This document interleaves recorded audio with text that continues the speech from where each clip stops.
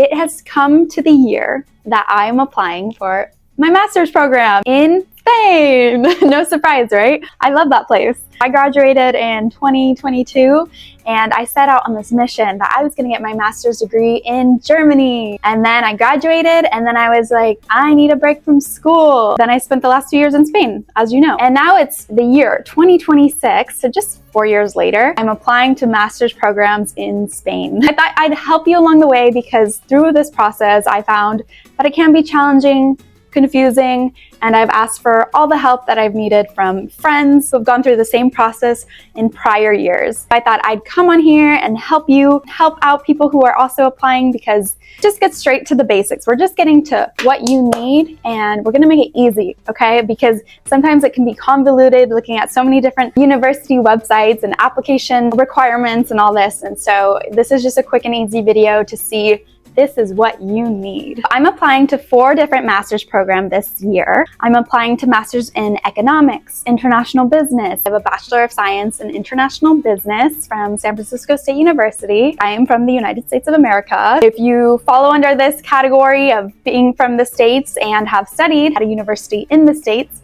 this video is for you. Now, there's a lot of other different countries, and other requirements are for those different countries. So this does not apply to all international people applying to Spain. This is just for people from the USA. A scanned copy of your passport, and just know your passport number. And of course, make sure that it's not set to expire within the next year or so. You want it to be valid. I actually just renewed mine for the process, so definitely have the most valid passport you can with a couple years left before expiration, because if it's too close to expiration, it might not be valid when it comes time to fill out the visa application. They use that number to identify you in multiple application steps. And my number one recommendation is to get started on finding people who are going to write letters of recommendation for you. I had a really challenging time for this. Now, as for the professional, like jobs I've worked in the past, that was really easy for me to find somebody for that. So I went to past employers and I got a letter of recommendation from my language coordinator from when I was in Seville. So I recommend that. If you're in a current role and you don't want your current employers to know about your plans, definitely look back at past employers or past coworkers who can give you a really good letter of recommendation. And it has to be official. It has to have a letterhead, a stamp, a signature. Like, it needs to be official. It can't just be like your friend wrote it for you. As for the academic letter of recommendation, this is what took me so long. Like I said, I graduated in 22, and we all know that scary time back from 2020 to 22, post-COVID, all this. So I was online during my schooling during that time. So I didn't even have face-to-face interaction or relationships with my teachers at this time. So I had to just go through my whole transcript and email a bunch of professors. And I mean like more than 10 people. And only 2 responded, okay? 2 professors. One said he would do it and then he ghosted me, so great. And then the other one I had is, bless him, because he did it, he wrote it. We had a quick video chat just so he could get to know me, get to know my goals, and then he wrote it up for me, and I thank him. It can be really difficult to get professors to even just respond. So if you know you're gonna be applying to a master's program, definitely get started on that, because it can take a while to get responses from just anybody. So if you can just get 1 academic and 1 professional, you're set and you'll be great. You can always put more, and if you are to put more, a professor recommended to me that you get multiple recommendations from professors versus employers, because you are applying to a master's program, so it's academic. So the more letters of recommendations you have from professors, the more it's going to beef up your application, okay? But if you can just get, like me, 1 professor to respond and 1 employer, that's more than enough. You're going to need an original copy of your degree, front and back, because I did not know this, but on the back of your degree, there should be a little QR code that the Spanish university see, and it validates it as real. I did not know this, so I actually just uploaded the front page, and then they emailed me like, hey, you need to send the back too. And I was like, oh my gosh. So yeah, front and back of your academic or your diploma, your degree, right? Transcript, so official transcript, not just a copy, but the official transcript from the school. There's a thing called Declaration of Equivalence that one of the schools asked for. It's through the Spanish ministry website. It's a very tedious process, and I actually ended up doing it 4 times. I wanted to get it right, and every time I did it, there was like one little mistake. Oh, my ID didn't match, or I didn't put all my classes in, because you need to put everything. Even if you withdrew a class or you failed a class, like you put that in. You have to put the right grading scale, because there's like a big sheet of different like grading scales that you need to go through for just your country and confirm that that's the grading scale your school used. I don't know why all universities are so different and they have different guidelines to what they call passing and not, but it was so tedious. So the sooner you can get that done with ease, do it, because I started it back in August and I just had to redo it like last week. Take your time with it, because I think I rushed through it too much, and that's why I had to do it 4 times. Basically, what that is for is so you get what your GPA is in terms of Spain. They obviously have a different grading system. It's like 1 through 10, where my GPA system through San Francisco State was 0.7 to 4.0 were considered passing. Then you're gonna need a 1-page of a motivational letter. This is also a little bit intimidating. Luckily, I have, friends who have gone through the process, and I had a friend who actually studied for physical therapy school in the States, and she got into every school she applied to. So I was like, let me read your motivational letters.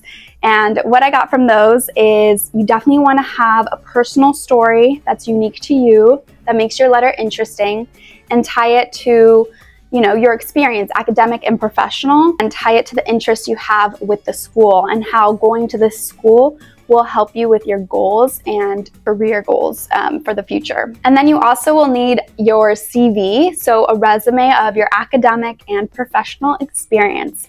So for both the motivational letter and the resume, I highly recommend that you look up online. There's so many examples of resumes and motivation letters for graduate school.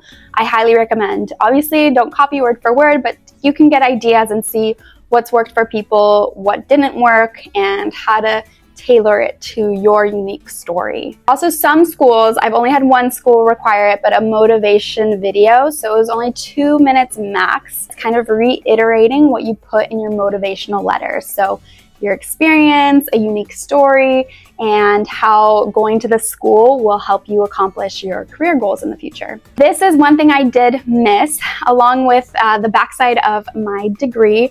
You also need this letter from your school that is very important.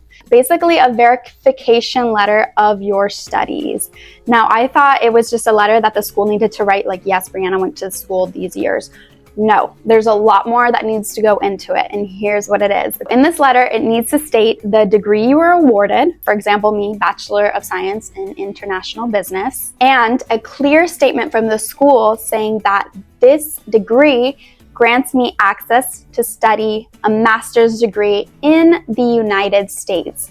So just proving to Spain that yes, she can go on to graduate studies with this diploma. And then confirmation of the official duration of the program in credits or years. For example, for 4 years at San Francisco State, it's 120 credits, and that verifies completion of the bachelor's degree. Final cumulative GPA, and a description of the grading scale for your university. So the maximum passing grade and the minimum passing grade to pass. All this in one letter from your school, official. What's really important here is just saying that you can get master's degree in the US with your bachelor's degree. And something that came up along my research is you see a lot of places is homologation. And I got really scared because at first I was like, oh, okay, I don't need that. And then came application pre-enrollment time and I was like, oh my God, what's a homologation? Like, do I need that? And I went around asking everyone. And then it's like, no, No, you do not. To make things clear, for a business degree, you do not need a homologation. A homologation is a legal requirement for degrees in law or medicine. Recommend highly, just double check. I don't want to give you wrong information, but at least for my applications, a homologation was unnecessary, which is great because I heard this process can take up to 2 years, 6 months to up to 2 years, which, oh my gosh, when I read that, I was like, oh my God, I won't be able to apply. And then it was like, oh, that's not my degree. Thank God I just studied something generic like business and not law or medicine. Even though if you did, that's really great, but totally check out homologation if you did study law or medicine. Those are like hefty degrees, you know, those kind of degrees. Definitely double check for yourself. Lastly, you will have to apostille everything. So all this paperwork you're getting from the school, everything that they're requesting, the letters, the diploma, the transcript, all of it needs to be notarized by the school. Once they mail you the notarized transcript, the notarized degree, the notarized verification letter that you did study there, once you have those 3 things notarized, you will then need to send it to the Secretary of State where you studied your undergrad. I had to send it to California because I'm in Oregon right now, but I had to send all of my paperwork that was notarized by the school to California Secretary of State. So wherever you completed your studies, that's where you're going to want to get that paperwork apostilled. And this is really, really important because this is kind of like a legalization of all the documents you have. So it shows Spain like, yes, these are valid. Yes, these are real. Yes, she can study in Spain. Get on that as soon as you can because sometimes that process can take weeks, if not months. The application process can be tedious, so it's just important to research all the schools you're interested in, review the guidelines because sometimes it's just a little bit different from each school. But through looking at pre-enrolling to 4 universities in Spain, they all required these things that I just stated in this video. So if you could just get all these things ready, you're going to be already ahead of the game and you're going to be prepared for when pre-enrollment happens. Like I said, some had already opened in January, but I also know there's another pre-enrollment for other schools starting in March. So just be aware you're looking at those pre-enrollment dates because those are typically for foreign students to apply. Once you are accepted, you will need to start the visa process like ASAP because that can take a while too. Because if I know anything about Spanish bureaucracy after living there for 2 years, it's a little slow. I hope this video helps and good luck on your application process. The final cumulative GPA, your final cumulative